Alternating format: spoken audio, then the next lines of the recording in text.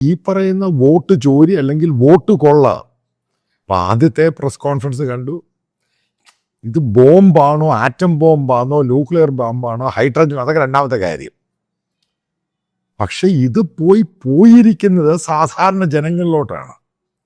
കാരണം നമ്മൾ ബീഹാറിൽ കണ്ടു. അതേപോലെ ഇന്ത്യക്കാരുടെ ഇടയിൽ ഏറ്റവും പരമപ്രധാനമാണ് ജനാധിപത്യം.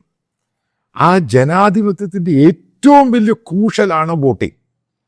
അപ്പം അതിനകത്ത് ഈ ലേറ്റസ്റ്റ് തെളിവുകൾ പറയുന്നത് 36 സെക്കൻഡിൽ 7, 8, 10 വോട്ടുകൾ ഇന്ത്യൻ സമയം രാവിലെ 4 മണിക്ക് ഡിലീറ്റ് ചെയ്യുന്നു.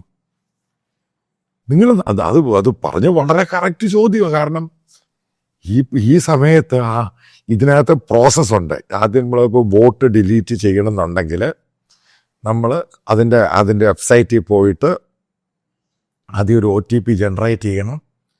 ഇങ്ങനെയൊക്കെയാണ് ഇതിൻ്റെ പ്രോസസ്സ് എന്ന് പറയുന്നത്. കാരണം തമാശയല്ല അത്. കാരണം ആ രീതിയിലാണ് ഇലക്ഷൻ കമ്മീഷൻ ഉണ്ടാക്കി വെച്ചിരിക്കുന്നത്.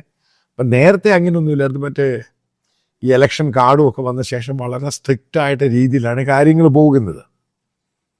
അപ്പോൾ ഈ ഇന്ത്യൻ സമയം ഈ രാവിലെ 4 മണിക്ക് ഈ ഇലക്ഷൻ കമ്മീഷൻ്റെ ഓഫീസിലാരായിരിക്കുന്നത്?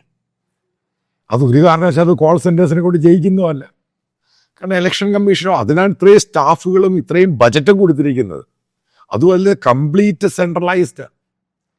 ഇപ്പം ഇതിനൊന്നും ഉത്തരം കൊടുക്കുന്നില്ല ബേസിക്കലി. അത് കേട്ട് കഴിഞ്ഞപ്പം മനസ്സിലായി ഇത് BJP മോദി ഗവൺമെന്റിന്റെ മണ്ടക്കടിച്ചൊരു കേസായി ഇത്.